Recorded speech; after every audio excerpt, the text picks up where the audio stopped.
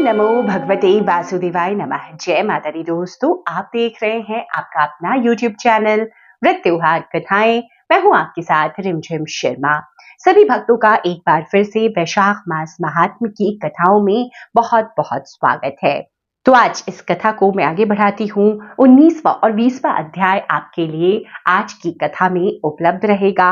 तो सभी भक्त प्रेम पूर्वक एक बार फिर से भगवान श्री हरि विष्णु माता लक्ष्मी के नाम का सुमिरन करते हुए, उनका ध्यान करते हुए इन कथाओं का श्रवण कीजिए। यह वैशाख का महीना उपस्थित है जो भगवान लक्ष्मीपति को अत्यंत प्रिय है। इसकी भी आज शुक्ला सप्तमी है। इसमें गंगा का स्नान अत्यंत दुर्लभ है। पूर्व काल में राजा झरणु ने वैशाख शुक्ला सप्तमी को क्रोध में आकर गंगा जी को पी लिया था और फिर अपने दाहिने कान के छिद्र से उन्हें बाहर निकाला था। अतः झरणु की कन्या होने के कारण गंगा को जाह्नवी भी कहते हैं। इस तिथि को स्नान करके जो आकाश की मेखला भूत गंगा देवी का उत्तम विधान के साथ पूजन करता है, वह मनुष्य धन्य एवं पुण्यात्मा है। जो वैशाख शुक्ला सप्तमी को विधि पूर्वक गंगा में देवताओं और पितरों का तर्पण करता है, उसे गंगा देवी कृपा दृष्टि से देखती हैं तथा वह स्नान के पश्चात सब पापों से मुक्त हो जाता है। वैशाख के समान कोई मास नहीं है तथा गंगा के सदृश दूसरी कोई नदी नहीं है। इन दोनों का संयोग दुर्लभ है। भगवान की भक्ति से ही ऐसा सुयोग प्राप्त होता है। गंगा जी का प्रादुर्भाव भगवान श्री विष्णु के चरणों से हुआ है। वो ब्रह्मलोक से आकर भगवान शंकर के जटाजूट में निवास करती हैं। गंगा समस्त दुखों का नाश करने वाली हैं। वे अपने 3 स्रोतों से निरंतर प्रवाहित होकर तीनों लोकों को पवित्र करती रहती हैं। उन्हें स्वर्ग पर चढ़ने के लिए सीढ़ी माना गया है। वो सदा आनंद देने वाली, नाना प्रकार के पापों को हरने वाली, संकट से तारने वाली, भक्तजनों के अंतकरण में दिव्य प्रकाश फैलाने की लीला से सुशोभित होने वाली, सगर के पुत्रों को मोक्ष प्रदान करने वाली, धर्म मार्ग में लगाने वाली तथा 3 मार्गों से प्रवाहित होने वाली हैं। गंगा देवी तीनों लोकों का श्रृंगार हैं। वे अपने दर्शन, स्पर्श, स्नान, कीर्तन और ध्यान और सेवन से हजारों पवित्र तथा अपवित्र पुरुषों को पावन बनाती हैं। जो लोग दूर रहकर भी तीनों समय गंगा गंगा गंगा इस प्रकार उच्चारण करते हैं, उनके 3 जन्मों का पाप गंगा जी नष्ट कर देती हैं। जो मनुष्य 1000 योजन दूर से भी गंगा जी का स्मरण करता है, वह पापी होने पर भी उत्तम गति को प्राप्त होता है।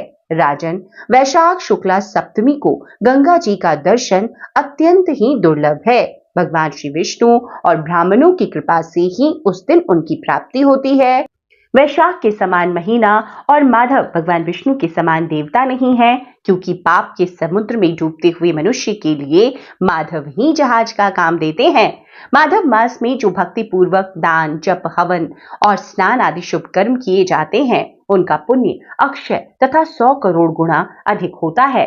जिस प्रकार देवताओं में विश्वात्मा भगवान नारायण देव श्रेष्ठ हैं, जैसे जप करने योग्य मंत्रों में गायत्री सबसे उत्कृष्ट हैं, उस प्रकार नदियों में गंगा जी का स्थान सबसे ऊंचा है।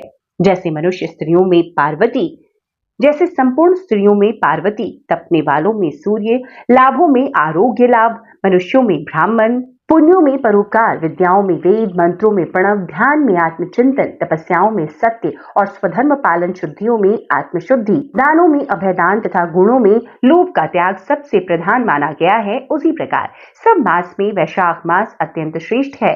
पापों का अंत वैशाख मास में स्नान करने से होता है।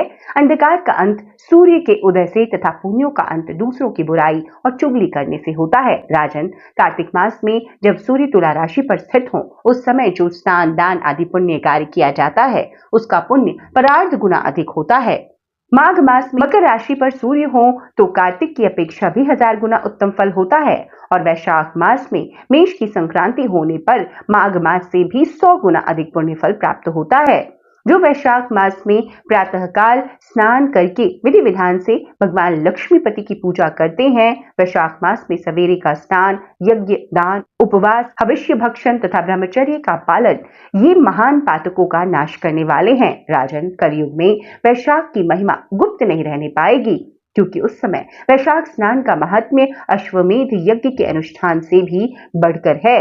कलयुग में परम पावन अश्वमेध यज्ञ का अनुष्ठान नहीं हो सकता। उस समय वैशाख मास का स्नान ही अश्वमेध यज्ञ के समान विहित है। कलयुग के अधिकांश मनुष्य पापी होंगे, उनकी बुद्धि पाप में ही आसक्त होगी, अतः वो अश्वमेध की पुण्य को, जो स्वर्ग और मोक्ष रूप फल प्रदान करने वाला है, नहीं जान सकेंगे। उस समय के लोग अपने पापों के कारण नरक में पड़ेंगे। अतएव कलयुग के लिए अश्वमेध का प्रचार कम कर दिया गया और उसके स्थान पर वैशाख मास के स्नान का विधान किया गया है।